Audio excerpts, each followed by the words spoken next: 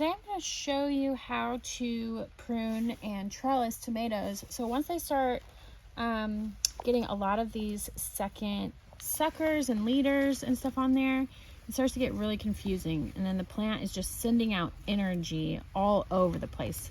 And so here in Alaska, it's really hard for us to get ripened tomatoes, so this will help, especially here, but really anywhere. If you're in a warmer climate and you have a little bit more luck, you might want to leave 2 liters, which I will end up showing you what that'll look like. But here we're going to have just 1 for this plant.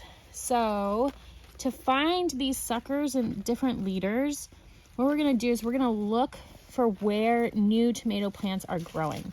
So the top of a tomato plant looks like this. It's got this little fuzzy tip here. This is where it's going to keep growing more and more. There's going to be flowers here.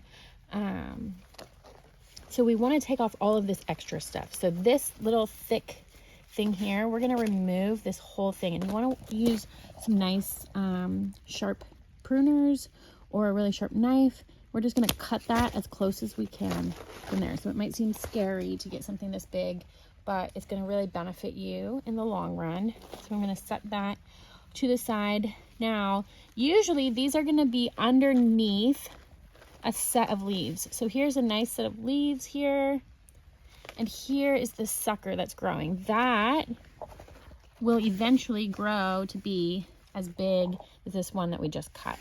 So since it's nice and small, I can go ahead and just tear this off right there. So we're going to tear off this little one.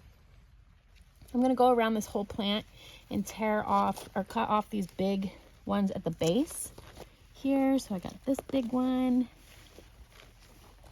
and here's this bigger one, and now here's a set of leaves. This is a bottom leaf, so it's a little getting damaged, but this is the sucker or the other leader, so I'm going to cut that off. Here are the leaves and the sucker that's growing in between. So you can start to tell now a little bit easier. This is the main stem, this is the main leader, and so this growing off of here is a sucker. We can go ahead and pick that off. Here's another little one. And as I get closer to the top, I just leave the top ones alone, because a lot of times I get confused and I get on a roll and I really just get going. And I end up cutting the top off, and it stunts the plant, and the plant will stay alive, but it won't get any taller. And so I'm just going to not mess with these ones up here.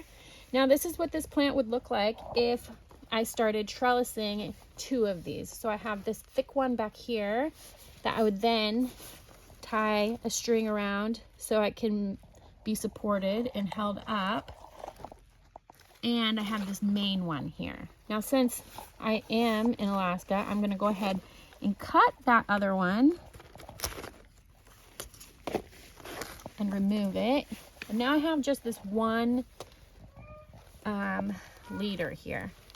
I'm going to go ahead and tie this piece of string around it. Now you want to tie it to the base, but you don't want it to be super tight on the tomato. You want to have, you know, at least the fingers width here. We just want to be able to have it to support that. And I don't need to trellis it yet because it is a standing tomato.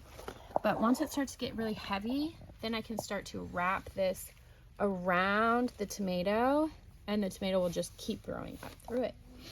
And it's attached all the way up to a pole up top with an adjustable length up there. So that's called a roller hook, and that's how we do it.